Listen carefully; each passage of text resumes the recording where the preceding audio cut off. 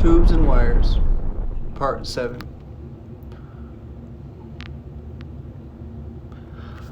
A Short Dream. ENNARD gently moved Baby to the side and then picked up Ballora. He looked at you and Baby and then gurgled, mentioning for the two of you to follow him. You and Baby exchanged confused looks, but followed the robotic clown anyways. With that, three of you walked of the so-called scoping room and made your way through a large dark space that was similar to Ballora's gallery. This is the Fun Time Auditorium. It's where the children have their parties, Baby explained as you walked. You gulped nervously at the thought of that name.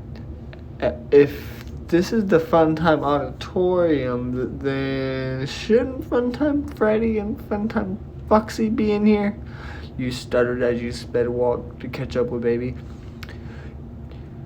Well, yes, but they will not be bothering us anytime soon, she replied. Funtime Foxy is truly the only one that prefers to stay in here. Funtime Freddy prefers to stay in the breaker room, Baby explained. You gave an understanding nod as you glanced into the darkness, checking to see if the animatronic fox was lurking around. Thankfully, he wasn't.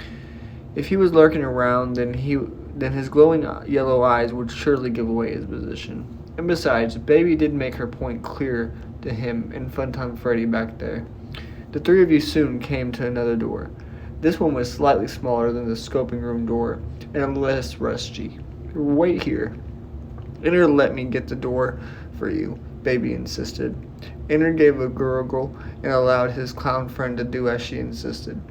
Then both ENNARD and Baby walked into the room, with you still outside the door. In the dark, ENNARD, what on earth happened? You jumped in shock at the outburst of another animatronic. He was somewhere in the new room that Baby and ENNARD had gone into. You were going to walk into the room, but another animatronic began to speak.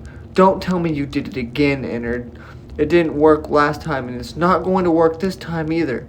You heard ENNARD grumble in the new animatronic's words, but then you saw Baby look out from the doorway and mention for you to come in, which you did quickly. The two new voices did belong to two new animatronics. They weren't an animatronic fox who looked exactly like Funtime Foxy, but was orange and white instead of pink and white. His eyes were also black with white pupils instead of yellow. The other animatronic was an endoskeleton. He closely resembled Funtime Freddy, but seemed a bit taller and a little more slim, almost like ENNARD. His eyes were also yellow, not blue. He didn't wear a hat or a bow tie. He also didn't have a hand puppet like Funtime Freddy did. The two animatronics stopped talking and glanced over at you. Who is this, ENNARD? The bear endoskeleton asked with a suspicious look. ENNARD rolled his eyes back and gurgled. Baby then spoke. She had been living with us. Then Yendo and Lolbit. There are animmechanics, and they fix what is broken, Baby explained. Yendo and Lolbit gave a small smile in response. Well, it's wonderful to meet you and everything, but we've got to fix Ballora promptly. Baby, we're going to need your help, Yendo explained as he carefully took Ballora's mangled body from ENNARD and laid her on a nearby table. Banner turned back to you and ENNARD. You two may leave now, and please stay out of the trouble this time, Baby said. You and ENNARD nodded and left the room. The two of you made your way back through the Funtime Auditorium and then back into Ballora's gallery, where your room was. The new silence of the gallery was terrible to you. I feel guilty now, you said in a saddened tone as you came to a stop. ENNARD, who was a little ahead of you, came to a halt and turned around, looking at you questioningly. He walked back to you and groaned as he saw you wipe a tear from your eye.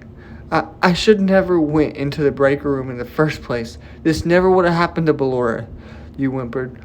ENNARD's posture stiffened as tears poured down your cheek. He didn't really know what to do, but he knew why you were sad. It wasn't your fault, and ENNARD knew that. He stood still for a second, but then gently pulled you into a hug and patted you on your back as you cried. You cupped your hand over your wet eyes in the effort to quiet your sniffles and whines, but sadness was eating you alive. In an effort to calm, ENNARD made his chest swirl, which purred a purr-like sound in a faint vibration. For some reason, it did soothe you. It made crying slowly fade. His wired frame seemed to be heated up and wasn't from your body warmth. He possessed his own warmth. ENNARD gently scooped you in her arms. and then sat down with you in his lap, and then hugged you, and then sniffled once more, and then gave a sad sigh, which, with half-open eyes, you glanced up at Ennard, who was now gazing into the dark room. He was processing things, it seemed. Maybe he was pondering something he did. The thought made you question the animatronic clown. Why was a bare endoskeleton who only wore a mask? Why did he have 5 extra different colored eyes on his animatronic frame? And most of all, why did he fear the scoping room? Of course it's something terrible to experience, but Ennard seemed to have been terrified out of his mind when he woke up in the scoping room with you. Your head soon began to hurt from trying to process all of these thoughts. So you just closed your eyes and cleared your mind As Ennard's several continued to whir, you felt yourself being dragged into a dream. A tired yawn escaped your lips, letting Ennard know that you needed to sleep. He quietly got back to his feet, gently picked you up, and then walked to your room. But little did he know was that there were 2 pairs of eyes watching his every move. You had dozed off before Ennard made it to your room, so he just laid you in your bed as well as tucking you in with your ice cream pillow. A chitter from a familiar pet made Ennard's room croon with joy. Kevin was in need of his midnight meal. The robotic clown walked over to the hamster cage, took out his food bowl, and then refilled it. The hamster happily ate the food with a chitter of thankfulness to his clown friend, of course. Ennard was about to lay down, but he took over to your fish tank and noticed that your fish were glaring him down as if to say, "If you don't feed us, then we'll come eat you in your sleep." The robotic clown shivered and then quickly fed the fish. He watched them from a distance as they zoomed around the big tank and ate the colorful food flakes. He wondered how they swam that fast and how they went forever without drinking water. Wait, they're in water. Ennard gave a little face palm at his obviously answered question. He then walked over to the bed and climbed under his covers with you. Being careful not to wake you up, you mumbled something in your sleep and then scooted over to the clown as he settled in. He held back a giggle as you let out a loud snore and then cluttered your ice cream pillow to your chest.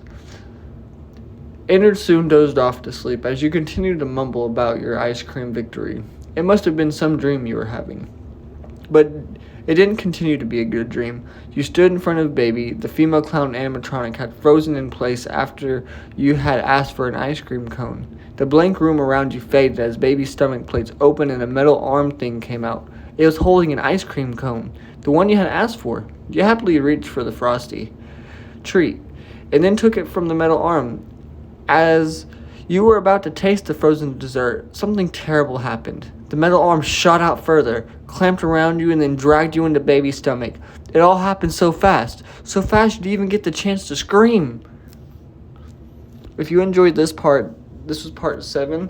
Leave a comment if you would like me to make part 8. Have a good day, guys.